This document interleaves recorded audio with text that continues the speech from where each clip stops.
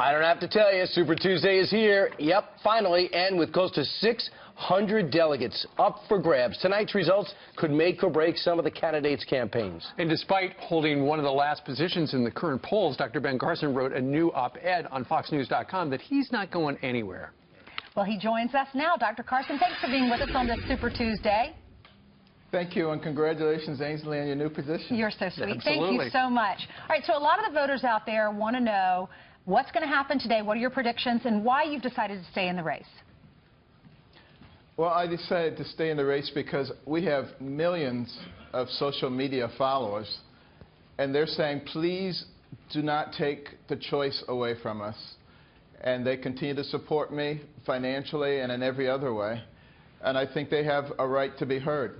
Sure. Also bear in mind that people have asked for somebody who was not a politician, who was a member of We the People, who has an outstanding life of achievement, and who thinks the way that they do. Sure.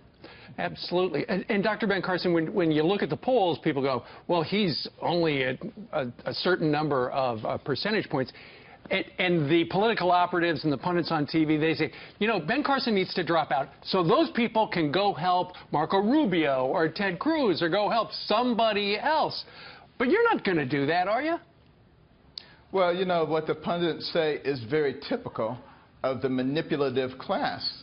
They think they have complete control, and to some degree they do. But at some point, the people will wake up. The question is, when is that going to happen? You know, it's sort of like you've got everything that you want right in front of you, but you don't recognize it until it's too late. So, Dr. Carson, last week you were on with us. You're kind enough to do that throughout this process. We appreciate your loyalty to the show. And we asked you this very question, and we put the dials to your answer. And I think you're going to be pleased to see the results. Let's listen. Let's watch. Do you feel pressure from the establishment to push out, to emerge with one person to go against Donald Trump? Well, I know there are some people who are saying that, but, you know, there's a reason that we have a process like this. Yep. And if we're going to call it after 3 or 4 primaries and caucuses, why don't we just change the system and we'll say we're just going to do it for 3 or 4 states and that'll be it. Doesn't make any sense, really.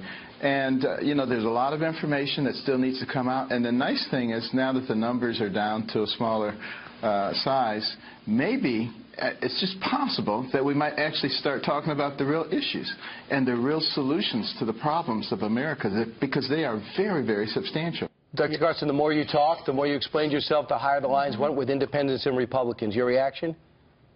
My reaction is that, you know, before the barrage of attacks on me occurred, I was beating Trump head-to-head, beating Hillary head-to-head, and there are those who didn't like that very much. And the people are the only ones who can rectify the situation. Sure. And last time you reminded us of the tortoise and the hare. Dr. Ben Carson, good luck to you today, sir. Thank you very much for joining us out on the campaign trail. Thank you. Thanks, Dr. Carson. There were 17, now there's just 6. That is a tremendous accomplishment.